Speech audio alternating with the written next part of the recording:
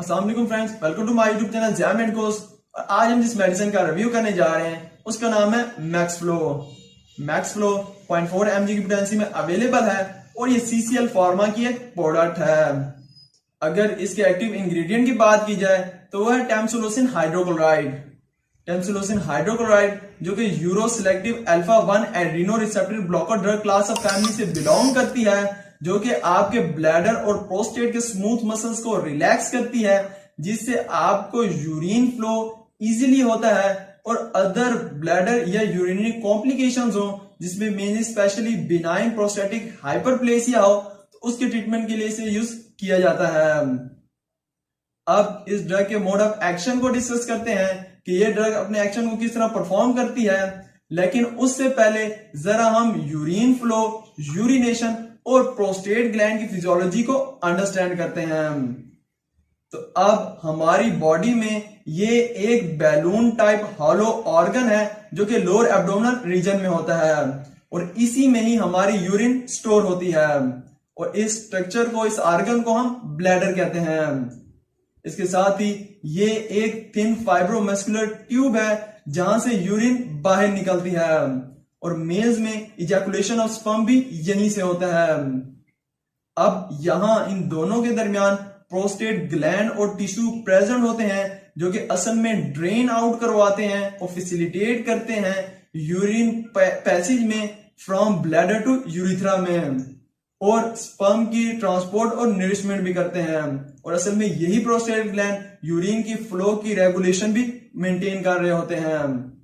मगर अगर किसी भी वजह से ये प्रोस्टेट ग्लैंड इनलार्ज हो जाए, यानी अगर बढ़ जाए अपने साइज से या कंट्रैक्टेड स्टेट में चले जाएं, तो इससे प्रोस्टेट ग्लैंड कॉन्ट्रैक्टेड रहेंगे और जब ये कॉन्ट्रैक्टेड होंगे तो इससे यूरिन ब्लैडर से बाहर यूरिथ्रा में नहीं आएगी, जिससे यूरिन फ्लो कम हो जाएगा, पेशेंट में यूरिनरी रिटेंशन भी होगी और उसको यूरिनेशन, छोटा पेशाब करने में बहुत मुश्किल और दुश्वारी होगी और इसी कंडीशन को हम बिनाइन प्रोस्टेटिक हाइपरप्लेसिया कहते हैं।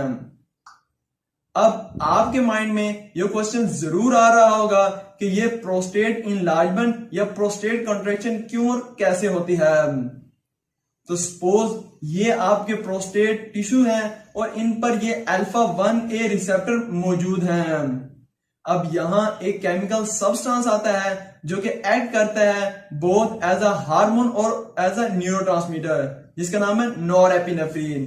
ये नॉरएपिनेफ्रिन अल्फा 1A रिसेप्टर से जाके बाइंड होता है और जब ये दोनों बाइंड होते हैं तो ये एक्टिवेट करते हैं एक इंपॉर्टेंट सेकेंडरी मैसेंजर फास्फोलाइपेज सी को और जब फास्फोलाइपेज सी एक्टिवेट होता है तो ये फर्दर कन्वर्ट करता है फास्फोटाइडाइल इन ऑसिटेल 4,5 बिसफॉस्फेट, जिसे शॉर्टली हम PIP2 भी कहते हैं, इनटू इन ऑसिटोल ट्राइफॉस्फेट IP3 और इसके साथ ही डाइसाइल ग्लाइसोल DAG में। IP3 साइटोप्लाज्मिक रेटिकुलम के IP3 रिसेप्टर पे जाके बाइंड होता है और रिस्पॉन्सिबल होता है रिलीज ऑफ कैल्शियम के लिए। DAG डाइसाइल ग्लाइसरोल रिस्पॉन्सिबल होता है permeability of calcium into smooth muscles और इन दोनों की वजह से जो इंट्रासेलुलर स्मूथ मसल्स में कैल्शियम का लेवल होता है वो बढ़ जाता है और जब कैल्शियम का लेवल बढ़ जाता है तो प्रोस्टेट के स्मूथ मसल कॉन्ट्रैक्टेड स्टेट में चले जाते हैं और जब ये कॉन्ट्रैक्ट होते हैं तो फिर ये यूरिन को ब्लैडर से बाहर यूरिथ्रा में नहीं आने देते, जिससे यूरिनरी रिटेंशन काज होती है।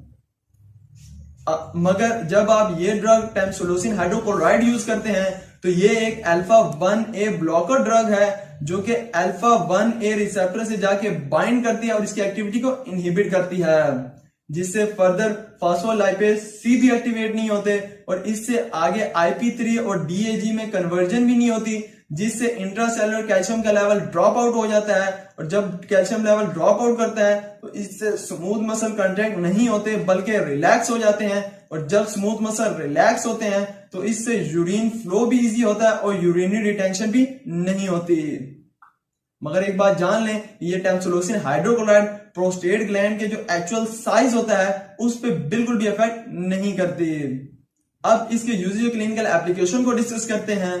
तो अगर आपको कोई भी प्रोस्टेट, यूरिनरी या ब्लैडर की कॉम्प्लिकेशन हो, जैसे कि बिनाइन प्रोस्टेटिक हाइपरप्लेसिया हो, जो कि यूजली ओल्ड एज में होता है, जिसमें प्रोस्टेट इनलार्जमेंट हो जाती है, उसका साइज बढ़ जाता है, जिसकी वजह से पेशेंट को यूरिनेशन में बहुत डिफिकल्टी और प्रॉब्लम होती है।